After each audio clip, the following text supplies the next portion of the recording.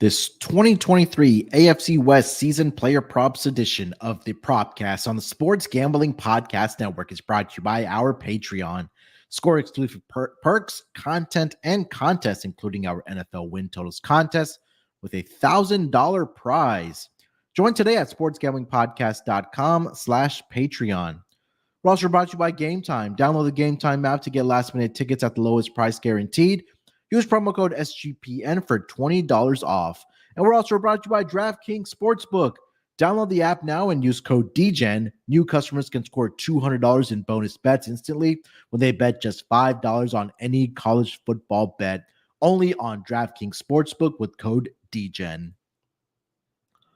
Welcome, everyone, to the Propcast, part of the Sports Gambling Podcast Network. It is Tuesday, August the 22nd, currently 4:05 on the East Coast. We're just so excited to talk about these player props. We just came back the next day and doing another division, and probably the most exciting division that we're going to talk about today. We got the AFC West division, and joining me, as usual, got my guys here to help me break it all down. First up, I got my guy Chris here with me. Chris, how you feeling this Tuesday afternoon, my man? I'm good, man. I'm good. Pleasure to be on the show, break down the player props in this division as always. And I know me and Rod kind of talked about it in the last show. You know, it's starting to sauce up a little bit. You know, this is what the people came for. You know, they want to know some overs. They want to know how we're viewing some of these high profile players at a lot of different positions. So I'm excited to break it down with you guys. Let's jump into it.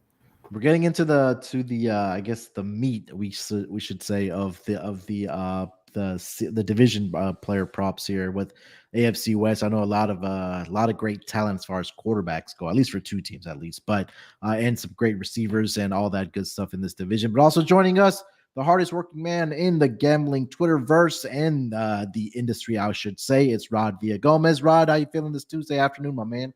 I am feeling fantastic. I'm so glad we're back for a back-to-back day because this is where it's gonna get really fun right now. We got a lot of great players to talk about, especially in this division alone. So man, I'm ready. Let's go. It fits very nicely because the guys Scott and Terrell just literally finished the AFC West division preview right around like 2 minutes before us, and they went through the win totals, and now we're going through the player props. So it set very nicely for us. So again, if you haven't already listened to the division previews on the NFL Gambling Podcast, go ahead and do so. We're going through those division by division, of course, here on the Propcast as well, like we talk about our player props. So gentlemen, the AFC West, led by the defending Super Bowl champions, Kansas City Chiefs. We also have the Los Angeles Chargers in this division. Also, the Las Vegas Raiders and the Denver Broncos, who have been a very, fun topic of discussion, at least over the past several seasons with Russell Westbrook, Chris. Russell Wilson at the quarterback position, and now with Sean Payton taking over as the head coach. He can pass too, you know. Hey, yeah, maybe, man. I don't know what's going on with these Russells in these sports, but we got Sean Payton over at the head coaching spot for the Denver Broncos. I know a new offensive coordinator as well for the Los Angeles Chargers. So it'd be interesting to see, at least for those two teams. And also the Chiefs, because they lost now Eric Bienemy. He went over to Washington like we talked about. So a lot of offensive game plans changing here. The Raiders have a new quarterback in Jimmy Garoppolo. So it's going to be fun to kind of go through all this. So gentlemen, let's just kick it right off. Rod, why don't you lead us off with your first player prop in this AFC West division? All right, well, let's go straight to those Denver Broncos with their brand new head coach and Russell Wilson in his second year in this offense. You may think I want to take a Russell Wilson over. No, sir. I am going to take a Russell Wilson under. I'm going to take his under on passing TDs. The number is set at 24.5. You're going to get even money on this, plus 100 to take his under. And look, I know that Russ can cook. I get it. I know that he's cooked before. I know that, in fact, he's reached over this mark, especially 3-4 of his last 6 seasons. However, the last 2 seasons have been sort of a wash for him. Actually, he did cross this the last season. He was in Seattle, but barely at 25. But he joined the Broncos. He only threw for 16 touchdowns last season. Granted, he missed a couple games in that span too. But, I mean, listen, this is not necessarily a high-powered offense for Russell Wilson. They didn't do a whole lot over the offseason to address his receiving core, which some can argue and say, but Rod, he's got Cortland Sutton, he's got Jerry Jeudy. Yeah, he does. He had him last season too, and he only threw for 16 touchdowns. I know that he may get a few more, but I think we're looking at maybe 21 to 22, right? I think he'll get maybe 6 more at least, or maybe 7 more. I don't see him getting a full amount that he needs to get into, because who else is going to catch any more touchdowns, right? I mean, they want to run the ball too. They brought in Javonte Williams to do exactly that, right? Russell Wilson has always been in an offense where there's been a lot of run heavy. Marshawn Lynch, right? Even the last couple of years with the running back team he had there. So he's going to have to lean on that running back again this season. I don't think his best years are behind him. And I think he even knows that too. So I think 22, 23 touchdowns, maybe, but I don't think he's going to get to 24 or even 25. I think everybody's expecting a huge bounce back year from Russell Wilson this upcoming season. And I think he'll definitely improve, but I don't think you get any worse than you did last season with Nathaniel Hackett as the head coach for the Denver Broncos. But obviously Sean Payton is going to change the culture there. He's a great offensive mind, right? But I think that number one, for Russell Wilson, I think that he'll improve, but I think it'll be a steady improvement year over year, because again, this is a brand new offensive system as well. He's been in 3 different offensive systems over the past 3 years. I know Seattle, he obviously was there for a very long time. Probably ran probably the same offensive scheme with Pete Carroll. And then he came into his first season with the Denver Broncos with the debacle that was with Nathaniel Hackett. And now you have Sean Payton kind of cleaning house and opening it up a new offensive system as well. So again, when we talk about new coaches, new coordinators, all that coming in, there are going to be some growing pains. I'm with Rod. I think that it was probably in the realm of around 20 to 23 touchdown passes for Denver Broncos. And again, I think that if they do win games, it's probably going to be in ugly games because they have a pretty good defense, right? I think their secondary is one of the best in the entire league. But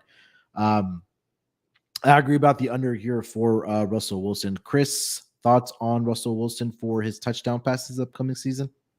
Yeah, I couldn't get there with the over. I think when you think about expectations, and this was probably the quarterback in the team that I spent the most time on. When you think about expectations, they went way under last year, only winning they won 5 games last year, and Russell Wilson was the most sack quarterback, 55 sacks. I do remember reading that as well. I don't have it right in front of me on my notes, but that projected win total is up to 8.5. And what you said, while we do expect, I think a lot of us expect some regression to the mean. Like they weren't supposed to be that bad. Like I think we spent most of last season just saying, "Oh man, that was kind of crazy what happened to the Denver Broncos last week." And then the next week would come and we would say the same thing. We're like, "Hold on, is this the new norm for the Denver Broncos? Like what is going on with Russell?" So I think you made another great point, which was just that in all sports, but I think more so in football than basketball, it just takes a while. Right. Yeah. Like when you you're trying to integrate all these different things, right? Football is it's not basketball. It's not hockey. Well, it's not hockey, but it's not boxing where it's like a one-on-one type thing, right? Like everybody has to be in unison. And we're talking about new offensive linemen. We're talking about a new head coach.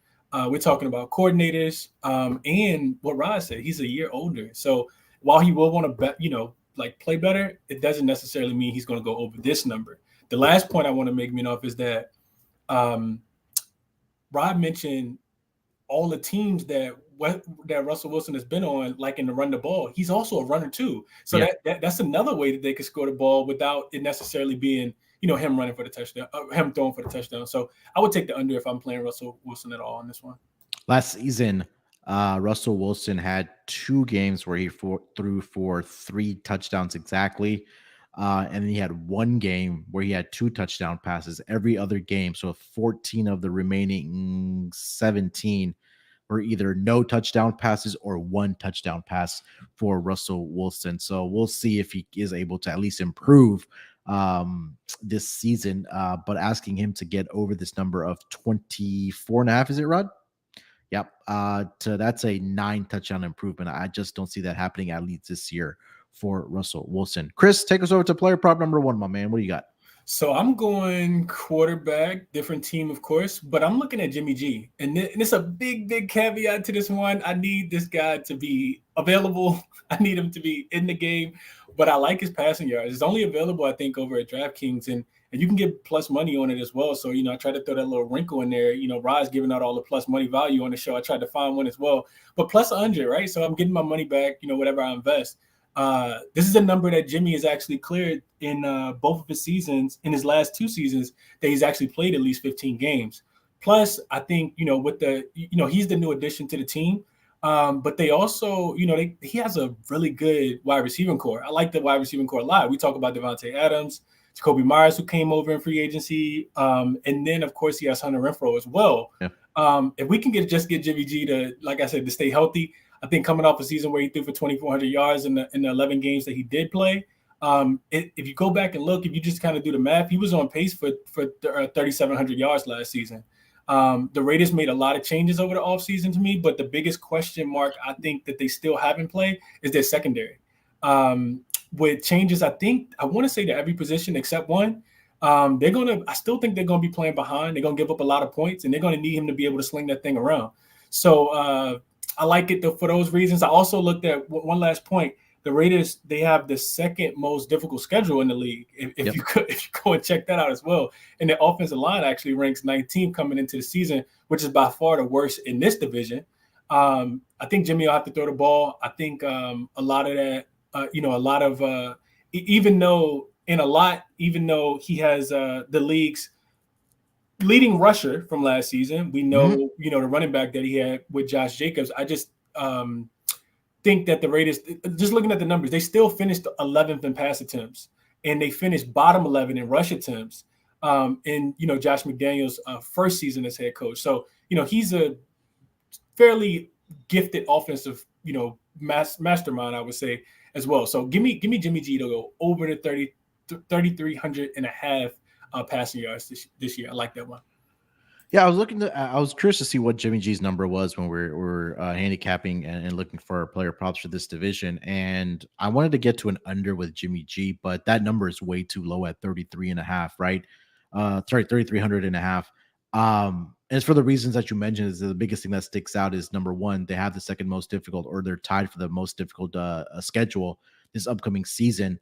And they're also going to be playing behind in a lot of games, right? Because you take a look at their positional rankings, at least for the defensive side, they're bottom 5 in most of those categories, right? We talk about front 7. They are ranked number 20. Where am I at? Number 29. Secondary is ranked number 30. That's out of 32 teams. So offensively, their running back groups, top 10. Receivers, like Chris, you mentioned, they're top 10. One of the better ones, they're actually ranked number 7 as far as wide receiver group. And a lot of that has to do with Devontae Adams. So again, health is always a concern. We talked about that's been the kind of the theme as we're kind of going through these divisions here. But if Jimmy G is able to stay there, I think, again, purely playing from behind, I think that he's going to be able to get over this number for sure for the Raiders here. Rod, thoughts on Jimmy G? As somebody who enjoyed watching Jimmy in his own favorite team's uniform for a couple of years, the hope is always out there for him to have a fantastic season. He is capable of doing it. It's just, he's got to stay healthy. That's like the biggest thing, like you said. So yeah, I think he could do it, especially with that receiving core. If he did it with the Niners receiving core, right, was just Debo for the most part and Brandon Ayuk, I think he could do it with Hunter Renfrow, and like you said, Jacoby Myers, and of course Devontae Adams, who 1,400 yards last season for Devontae. That's a pretty good chunk for him. So I like it. I like the over on that one. It's a low number for Jimmy G, but if he can stay healthy, he'll get there. All right. It's that time. That's why we're here. Division previews, NFL player prop previews, college football starting this week. NFL and college football is officially back. College football is officially back. Week 0 kicks off this weekend. And the traditions, the tailgates, and the great offers from DraftKings Sportsbook are all back. Right now, new customers can score $200 in bonus bets instantly when they bet just $5 on any college football bet. Like I mentioned, week 0 for college football is this weekend. We have the Navy taking on Notre Dame. and a lot of other games on the week 0 schedule. So kick off the new season with DraftKings Sportsbook. Download the app now. Use promo code DGEN. New customers can score $200 in bonus bets instantly when they bet just $5 on any college football bet. Only on DraftKings Sportsbook with code DGEN. Gambling problem? Call 1-800-GAMBLER. If you're in New York, call 877-8-HOPE-NY or text HOPE-NY 467-369. In West Virginia, visit www.1800gambler.net. In partnership with Hollywood Casinos at Charlestown Races, all games regulated by West Virginia Lottery. Please play responsibly. If you're in Connecticut, help is available for problem gambling. Call 888-789-7777 or visit ccpg.org.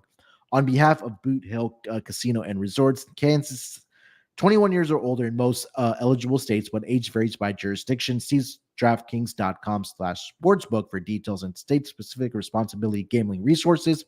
Bonus bets expire in 7 days after issuance. Eligibility and deposit restrictions apply. Terms at sportsbook.com.DraftKings/football terms. And speaking of football being back, you're going to want to get out to those football games, whether it's college football, whether it's NFL week 1, or even throughout the season. It doesn't have to be week 1. And maybe you're a baseball junkie like myself, or you want to get out to the ballpark before the season ends, or if you want to go watch your team in the MLB playoffs and you need tickets. It doesn't have to be sports. If you have a comedy show that's in town, or you have theater that a play or something that you want to see that's in your area, you need to download the Game Time app. And when we talk about buying tickets, you don't want to be stressed out about it. That's why Game Time comes in. They will hunt down the best tickets for you and make it as least stressful as possible for you. Game Time is a fast and easy way to buy tickets for all sports, music, comedy, theater near you. With killer deals on last-minute tickets and their best price guarantee, you can stop stressing over the tickets and start getting hyped for all the fun you're going to have at these events. Some of their great features on their app is a flash deals and last-minute tickets. They're easy to find and buy tickets for every kind of event in your area, like I mentioned. But my most favorite part about the app is when you go to find those tickets and you click on those tickets, a little image is going to pop up of what view you have in that venue. And that's the best part about it, because you won't have any surprises once you get to the venue. You're going to know exactly where you're sitting and exactly what you're going to be able to see. So forget planning in advance. Game Time has deals on tickets right up to the day of the event. Get exclusive flash deals on tickets for football, basketball, baseball, concerts, comedy, theater, and more. The Game Time guarantee means you'll always get the best price. And they're so confident that they have the lowest price that if you find a ticket in the same section, the same row for less, Game Time will credit you 110% of the difference. So to take advantage of this, make sure you download the app, Game Time app, create an account, and use promo code SGPN for $20 off your first purchase. Again, terms apply. Again, create an account, redeem code SGPN for $20 off of your first purchase. Download Game Time app today. Last minute tickets, lowest prices are guaranteed. All right, guys. Player prop number 1 for me. I'm putting my balls to the wall, or on the table, I should say. You guys talked about Jimmy G. You guys talked about Russell Wilson. I'm going to go with Patrick Mahomes. I'm going to take the under on his passing yards for this upcoming season. And that is currently sitting at 4,800.5 passing yards for this upcoming season. I think that's over at DraftKings is the best number that I've found. Okay, now when we come back at the end of the regular season and when Patrick Mahomes has thrown for another 5,000-yard season, I will eat crow. But a couple of reasons why I do like this, right? And I did take Patrick Mahomes. I think the first year we did the Propcast for this, and it got there for me. And some of those games he did miss for injury. But so let me start with this. First, he's coming off of the MVP season. Last time he won the MVP, the regular season MVP, I should say, 2018, he followed that season up by throwing for 4,031 yards. He only played 14 games. I think that was a year where he had that, I want to say that knee injury right at the goal line. He's gone over this projection in 3 of the seasons for the Chiefs, but there are other factors where I like this, right? First, I'm really curious to see how this team is going to look offensively without Eric Bienemy on the sideline. I know Andy Reid and Eric Bienemy were the ones that, obviously are the masterminds behind the offense and all the success that the Kansas City Chiefs have had. But now it's on the shoulders of Andy Reid to make those play calls. And, maybe they use the same game plan that they've had over the past several years, where they've won 2 Super Bowls and having arguably the best quarterback of all time under center. But is that going to make a difference for this offense? I think we'll see that in the first couple of weeks. Second, do we see this team relying on the run a little more to protect Patrick Mahomes coming off of that Super Bowl? Because, again, you paid him, you pretty much have him in a Chiefs uniform more than likely for the rest of his career. You want to protect your investment. You want to protect one of the best quarterbacks of all time already. They have Isaiah Pacheco, who had a great rookie season last year for this team. You still have Jerick McKinnon in that backfield as well, and also Clyde Edwards-Helaire, who they drafted in the first round a couple seasons ago in the draft as well. So do we see somewhat of a maybe not a significant shift, but do we see them rely more on the running game? Also, they have somewhat of a difficult passing defense schedule where they play 6 teams that are ranked inside the top 10 as far as pass defenses, and another 3 teams that are rated above league average this upcoming season. Now, again, it's ballsy. I know a lot of people, Patrick Mahomes, you think about it, take the overs on everything that he does because he's him. But I'm going to take a gamble here coming off of the MVP season. I think, and also maybe a Super Bowl hangover for this team, maybe a little bit of regression from Patrick Mahomes. Maybe he gets 4,600 yards, maybe 4,700. I'm going to roll the dice here a little bit. Patrick Mahomes under 4,800 and a half passing yards for the upcoming season here, Rod. Tell me I'm crazy. I can't. I want to tell you you're crazy. I mean, look, at the thing about it is that when you, and now you got to factor in too, he's just coming off of this quarterback show too, right? I mean, he's just had that documentary following around that year. There's distraction. I was surprised at how like the contrast between Patrick Mahomes and Kirk Cousins, like all this flashiness that Patrick Mahomes has and Kirk Cousins is just like, yeah, I'm going to chill and watch Netflix tonight. And Patrick Mahomes is like, I'm out of here partying, blah, blah, blah. So, I mean, not that has anything to do with anything, but like you see what Patrick Mahomes is up against. It is hard to maintain that sort of pace of life and play on the field. So at some point it's going to catch up to him. Could be this season. I think you're right about the Super Bowl hangover. There's a lot going on in that guy's life. So for him to maintain 5,000 yards every single season is asinine. So can he do it?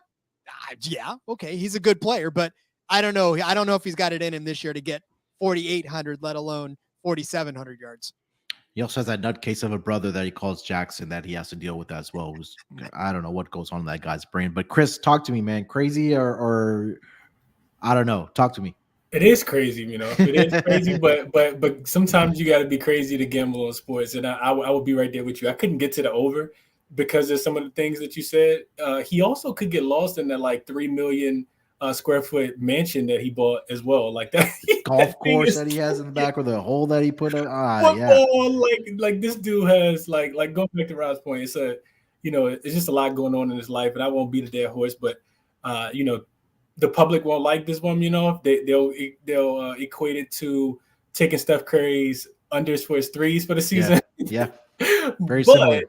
But with the number set that high, I just, me considering myself a sharp bettor, I couldn't play the over. There's too many different things that could happen, right? We didn't talk about injury, which we saw, him limp into and out of, the field last year in a couple scenarios where he probably shouldn't even play. But so it's just too many things that could go wrong with the number being so high because he is Patrick Mahomes. I couldn't get there on the over, which means I lean towards the under like you. You're not crazy after all. There we go. All right. Before we get over to our next round of player props, let me tell everyone about the Sports Gambling Podcast Patreon.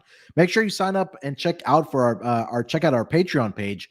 Sign up for the Patreon to get access to exclusive contests, including the NFL Win Totals contest with $1,000 first place prize. The guys just recorded their first Sports Gambling Podcast Stories podcast, and just for patrons, chronicling the birth of the Sports Gambling Podcast Network.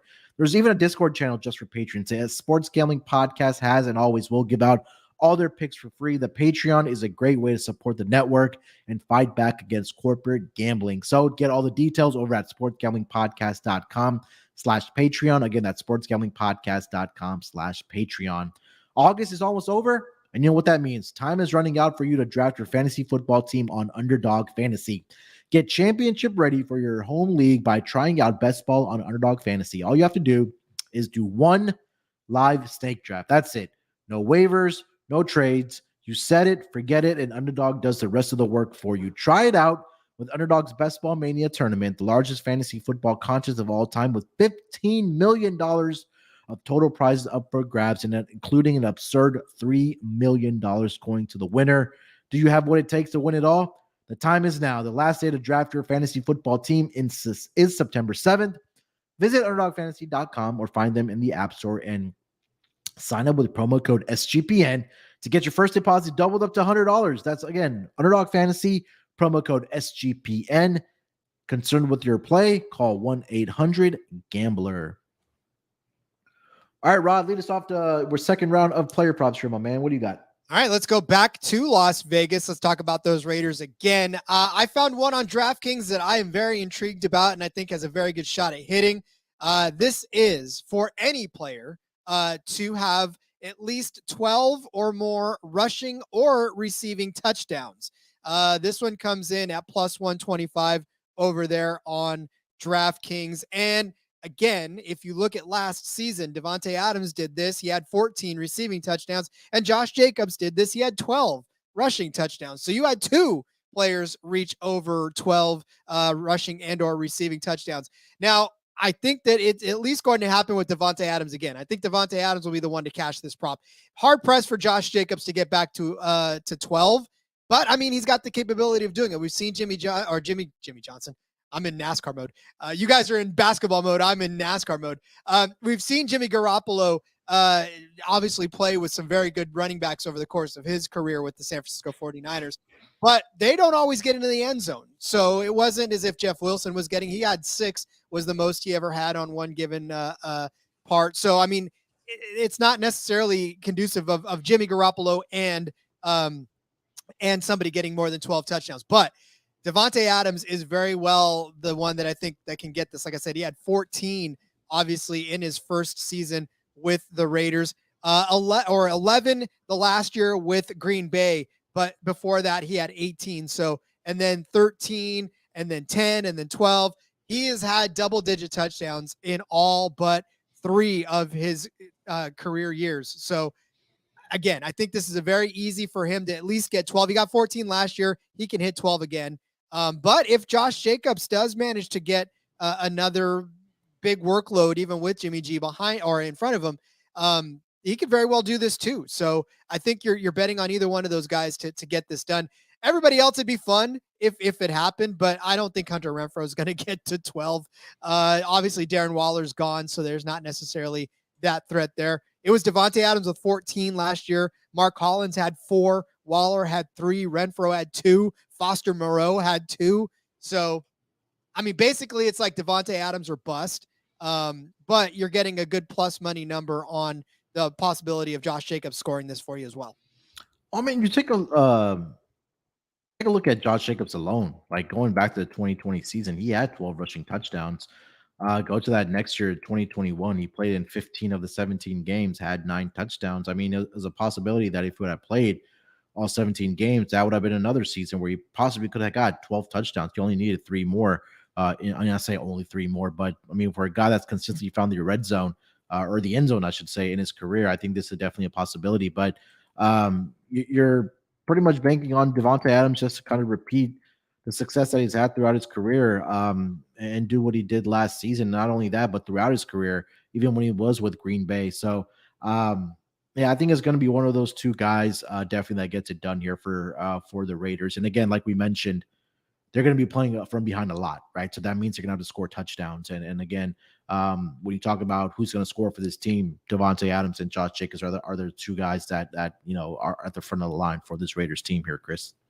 Yeah, real simple, short. I think I really like that one. I was really close to pulling the trigger on Jacobs just by itself to get his rushing touchdowns, which I like a lot. But as you kind of just alluded to, you know, if this is the potential they could be playing from behind, maybe they don't play from behind every single game though. So he still gets, you know, like they run the ball and he gets his fair allotment of carries. Maybe it's similar to the number that he got last year, and we see a duplicate performance from him. So I'll just, you know, throw in that. But yeah, I like the play a lot, right?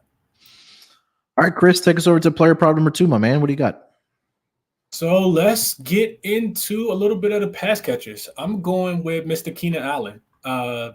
Another guy, fingers crossed. I need him to stay on the field. I need him to stay healthy. He went down with the hamstring injury for people who may not remember last year. It was actually in the season opener. He missed the first 5 games. He missed the next 5 games after that. He aggravated the injury after he came back in week 7 and missed another 2 games.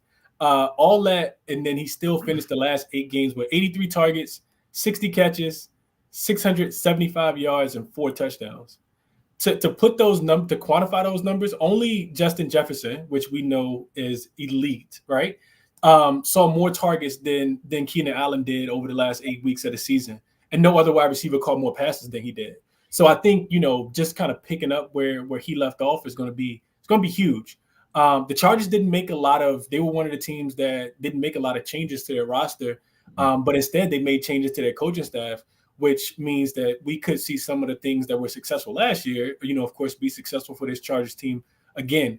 And I like the subtraction of getting Joe Lombardi out of there and that stale offense that he had, and more so bringing in, Kellen Moore, who was, for people who don't know, was the offensive coordinator for the Cowboys, for the last few years, last 5 or 6 years. So I think this will open up, the playbook for them just a tad bit more.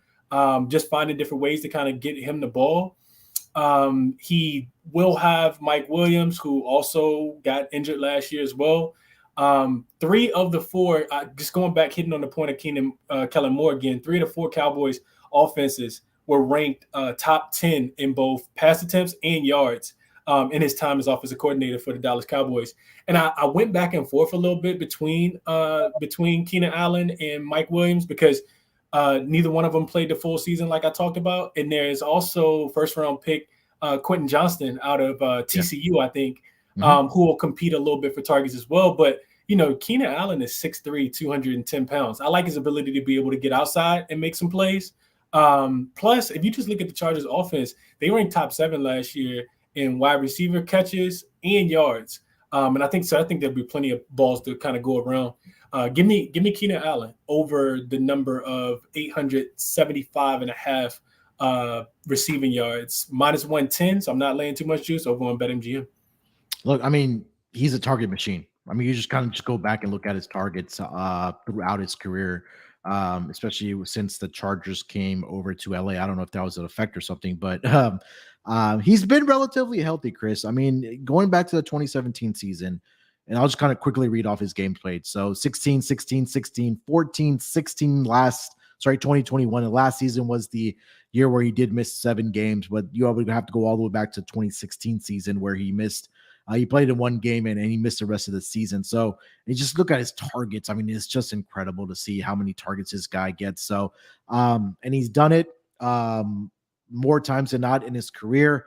I think that he's definitely going to get over this number. I don't hate his receptions over as well. And again, I think the great point and another reason why I do like another player prop, I'll get to mine here in a second, is Kellen Moore, like you mentioned, right? Because I think that this is really going to give this offense the success, I guess we can say, that the Cowboys had when he was there offensively was just astronomical. And I think that this offense is going to be clicking on all cylinders this upcoming season. Now, if that wide receiving group can stay healthy, like you mentioned, with Keenan Allen, with Quentin Johnston coming out of TCU, Mike Williams has been consistent as well, and you have a freak of a nature now, Austin Eckler, in your backfield, and a security blanket in Gerald Everett.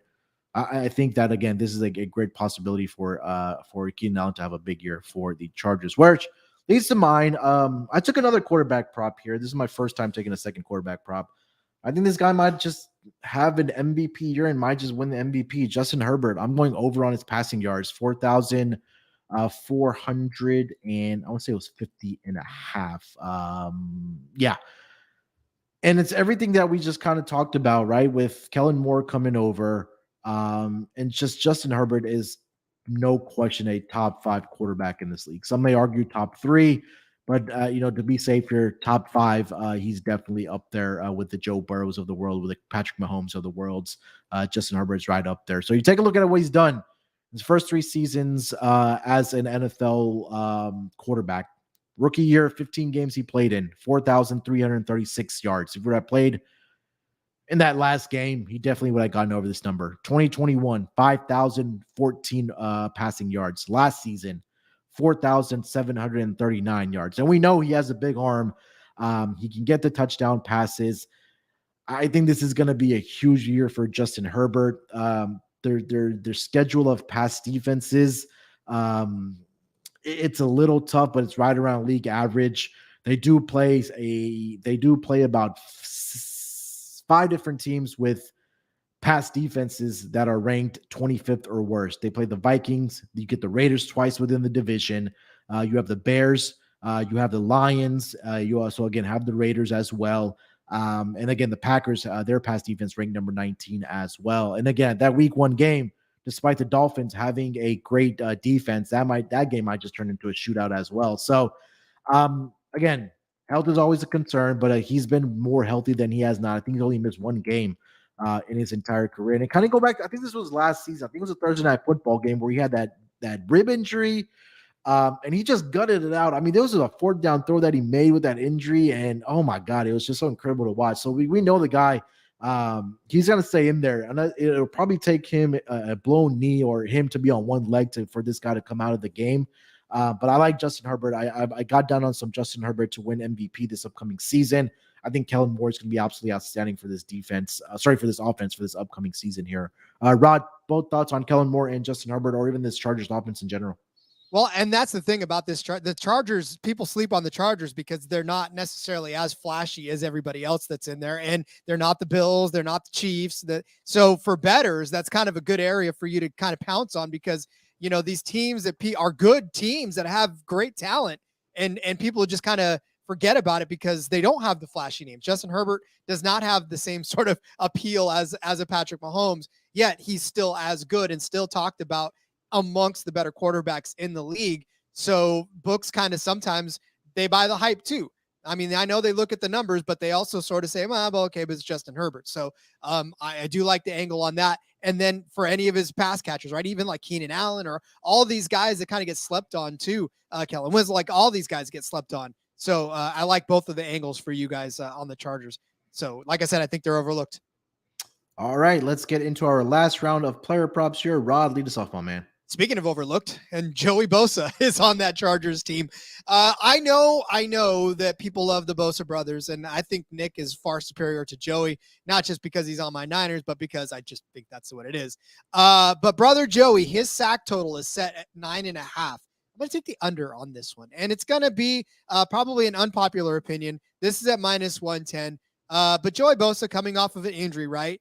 He had 2.5 sacks last season altogether, but he only played in 5 games. He started 4 of those. And I understand if you really wanted to get, if you wanted to take the over on this one, I feel you. He's done it 4 times rather in 7 seasons. So it seems like that's the smarter bet, right? But this year, it's a little bit different in the AFC West for him, right? He does have Russell Wilson, who Chris has already said has been sacked 9 ways to Sunday. And I get that. I understand that. But Patrick Mahomes barely ever gets sacked, right? Justin Herbert actually still barely gets sacked. And now he's got Jimmy Garoppolo, who that dude barely ever gets sacked. Like 20 sacks, 30 sacks in his career. It's not that much. He's always among the lowest sacked quarterbacks in the league. Jimmy knows how to escape. He may not always make the perfect throw on the run, but he doesn't necessarily get taken down very often. And not just that. They also play against Josh Allen this season, who doesn't necessarily get sacked very often. They're playing against Aaron Rodgers, who we all know doesn't get sacked very often. Jared Goff almost never gets sacked. Dak Prescott, Kirk Cousins. Kirk Cousins gets sacked quite a bit, but their schedule is not necessarily indicative of teams with quarterbacks that get sacked, whether it's the offensive line being good for those teams or just quarterbacks very much knowing how to evade because they're built to evade the pass rushers like Joey Bosa and anybody else that's on there like Frank Clark or anything like that, right? So the AFC West knows that they have to avoid pass rushers, which is why they have the quarterbacks that they do and the offensive lines that they do. So I don't know that Joey's going to get to 10 sacks this season. He may get to 8, he may get to 9, but I don't know if he's going to get to double digits this season. It's not as if he clears it by a ton, even when he does, right? You look back, he's got 10.5 sacks in 2016. He did get 12.5 in 2017, but that was a hell of a year for him. That was an all-pro year for him. 11.5 as well in 2019, and then 10.5 in 2021. All of those, it's absolutely balls out years for him. He's coming off an injury, may get off to a slower start, so that means that a few more games that he won't get sacks. But I'm taking Joey Bosa's under 9.5 sacks here at -110. Let's not forget, he also has to contend with Khalil Mack now to fight for those sacks as well on the other side with Joey Bosa. And again, it goes back to the health concern with him when we talk about guys, especially defensive guys. I know TJ Watt has dealt with injuries as well, and some of these pass rushers, and Joey Bosa pops up at the top of the list. It's unfortunate because, he has the potential definitely to be a defensive player of the year, but it's just he's always rattled by injuries. But now defensively, Khalil Mack, you have to, contend with that as well. So they're going to have to, split those sacks or, not, I guess, again, Khalil Mack, we know throughout his career has been able to be that guy. So again, at what 9.5, you said the number was, Rod. So he's done it. We've seen him do it. But again, I think with now Khalil Mack there, he had 8 sacks himself last season. He's a guy that can get into double-digit sacks as well. So I think they're gonna, again, that just kind of takes away from the number of sacks that Joey Bosa is going to get this upcoming season for the Chargers. Hopefully, he's able to stay healthy because, again, this team definitely has the potential on both sides of the football. Does this Chargers team? It's just about their head coaching just getting his head on straight. Chris, thoughts on Joey Bosa upcoming season? Well, I didn't have any deep thoughts on it, but the way Rob kind of presented it made me wanted to buy in a little bit. If I was just watching, I'd be like, yeah, that makes a lot of sense to me. I love that, he just kind of went into it and broke down the quarterbacks that he'll play against. The quarterbacks that he'll play against and the defenses that the offensive lines that'll be there to protect those quarterbacks. So, and then you throwing in Khalil Mack being there as well. If he might just be frustrated because he could potentially get to the quarterback and Khalil Mack's on the other side. He's already there, just a tad bit slow. He just beat his man and would have got a sack if Khalil Mack's not on the other side. So for all those reasons, I would only look towards the under on that number as well. All right, Chris, take us over to your last player problem, man. What do you got? So I'm not going to overthink this one. We're going tight end. We're going to Kansas City, and we're looking at Mr. Travis Kelce. I like his yards. I think you could probably play it, any type of way. And I know, if you gave out some great numbers for taking, Patrick Mahomes under on his passing yards, but I like Travis Kelce over on his actual receiving yards. The numbers, 1,075, I think is what I saw. Doesn't make sense. Right. 1 + 1 = 2. We talk about it all the time, minus 112 over on FanDuel. Besides the fact that Kelce is, over this number in 5 straight seasons and 6 of the last 7, he's the best quarterback in the league's favorite, most reliable weapon, right? So that, like I said, not really overthinking it. Also, you just look at what the Chiefs lost. 2 of their top receivers. Juju's gone. Marco Hartman is gone as well. And Kelce, 150 targets last season, man. With those 2 guys on the team before losing them, he's just a big body, elite route runner, above average hands, and knows how to use the middle of the field, maybe better than any other player, or at least arguably better than any other player. So as long as he stays upright, as long as, you got Mahomes back there throwing him the ball, I'm not going, beat this one too much, but yeah, give me Kelce over the 1,075 and a half receiving yards, minus 112 over on FanDuel. He's done it every single season since Mahomes took over as a quarterback. I mean, that's all you're going to get out of me as far as that. I can't argue against taking the Kelce over just because, again, number one, consistent, healthy, done it every single season with Patrick Mahomes as his quarterback. So not much more for me to add. Rod, anything else? I don't know what they were thinking. I honestly, what were they doing? Were they just kind of saying, well, okay, we'll give these guys a freebie because that's what they gave you. They gave you a freebie. It might be a good ladder opportunity here, Chris. I mean, if you're able to find 1,100, 1,200, even if you want to go up to 1,300, because he's done it twice since the 2018 season, I think you might be some value there on Travis Kelce. All right, for my last player prop here, I'm going to give some optimism here to the Denver Broncos side of the offense, at least. And I thought this number would have been a lot higher than it was when I saw it. Courtland Sutton over 650.5 receiving yards. I know last season I took him to get at least 1,000 receiving yards, thinking that Russell Wilson's here and that he would have a successful season.